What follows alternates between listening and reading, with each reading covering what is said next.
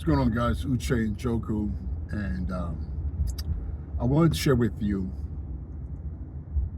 why my AR Starter Lab is important. So over the past number of weeks, I've had the chance to be in front of teachers, school leaders, district leaders, as well as leaders in the higher ed space, just sharing my viewpoint on what is going to happen if we don't fully embrace and find ways to really make artificial intelligence education a mainstay in our school system. But even more so than the school system, because the school system usually runs very slowly.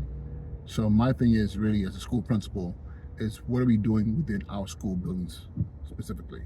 What are we doing with our children? How are we exposing them to this technology in a way that allows for them to really fully embrace it and understand it? Not just understand using it, but also understand the benefits and the risks, because there are risks in there, and there are definitely benefits.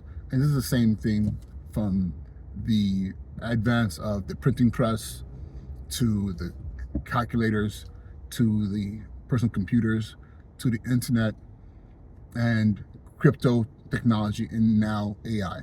And the funny thing about AI, it's been around since the 50s, I believe, with IBM's Watson. So this is nothing new. The military, the government has embraced artificial intelligence to various degrees over the better part of the 20th and 21st century. But now this technology exists in a way that is accessible to all of us. Whether it's ChatGPT, Claude, Perplexity, Gemini, Apple Intelligence. And the thing that is powerful about it is we are able to now say, this is what I need. Can you help me with this? Help better frame my thinking around this particular thing. Teach me this thing. And the technology in the span of seconds gives you a response that you can read, or you can actually talk to it. One of my favorite things to do is to talk to ChatGPT as I'm driving, because I have an idea or there's something that I need explained to me. And again, now what does that look like in the classroom? As a teacher, being able to look at a lesson and say, how do I, take this lesson and make it more accessible to my students? How do I take this lesson and gamify it? How do I approach this lesson in a way that's more interesting to the students? How do I align this lesson to their personal history, their personal lives, the community they're from? Whether it's math, science, English language arts, social studies. The fact that you have at the tip of your fingers, at the sound of your voice, powerful technologies that can literally tap into the body of knowledge that we have on this planet to give you an answer that you can now manipulate, implement to the benefit of your students is amazing. But not only that, now, as a leader, I say this all the time, prompt engineering is a superpower that I'm perfecting. And what do I mean by prompt engineering? The ability to ask the right question so I can get the intended results that I need for whatever activity that I'm engaged in. Over the course of my career, I've had some amazing secretaries, amazing principal secretaries, supporting me with my emails, letter writing, making sure that my life is organized. Because as a principal, as a leader, there's a million and one things happening at any given time, and just staying organized, and it's a task in itself. I know principals who sit on emails that are days behind. And not because they're just being lazy, because literally one day that you're distracted by something else happening in your school, then guess what? Your emails flood. But in those emails are important things that need to be addressed, compliance issues, things that have hard deadlines that need to be met. And again, the speed that you're able to get through those emails and dig through the junk is very, very important. And some of your emails you have to respond to. Have you ever been trying to respond to an email, you're typing there, and all of a sudden someone distracts you, and then that email never gets finished, so it goes into your draft folder, and then you totally forget about it, or you come back to that email and you're like trying to figure out like, what was I trying to say? Because again, the human brain can only process but so much information. My ability to say, here's an email from this person. Okay, copy paste ChatGPT. What is this? It summarizes it for me. Okay, typing or even verbally responding. Respond to the following email that XYZ and this and that, and by this time or whatever your response is, enter. It gives you a response. You read through it real quick, and if you have to make any adjustments, copy, paste, respond, and send. Let me tell you right now, what would take me hours to get through, I can do literally in 30, 45 minutes, in just rapid succession, getting through my emails, making sure things are being responded to, summarizing long form documents. When I'm sending data sheets, which I need to look at and make sense of, I can throw that into ChatGPT and say, read, learn, understand, and synthesize this document for me, and if there's something in there that I'm like, that stand out, I need to do a deeper dive, then I can do a deeper dive to that thing. But now, guess what happens now? I'm able to process much faster, get through things much faster. And again, the workflow. I've had presentations created using AI, which were 100% aligned to what my intentions were. But the thing is, I didn't have to sit there and click and move boxes around and, select transitions and do all those things that actually ends up being additional time that I can't pass to anybody else. But usually wherever I work, I'm the most tech savvy person. So these things take time. Being able to ask Sora to generate a video for me, being able to ask Edali to create for me a banner, an image, so I can use for a slide or for an email I'm sending to my staff. Like all these different things. Even, I'm telling you, one of the most powerful things, just doing a brain dump of things that are happening in the school, grabbing the school calendar and all these different things and notes or whatever, and asking ChatGPT. You don't hear me say ChatGPT a lot because that is the one space that I'm working on mastering. Like I want to understand ChatGPT so well and master it before I fully jump into other AI platforms. Even though I still use them, but ChatGPT is my mainstay. And for those of you who want to say, hey, it's not the best or whatever the case is, doesn't matter. For me, I'm like, listen, before I jump into trying to master how to drive a Ferrari, let me get good at my Honda first. That's how I think.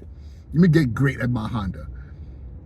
And being able to use ChatGPT to now say, here, I need compose a newsletter.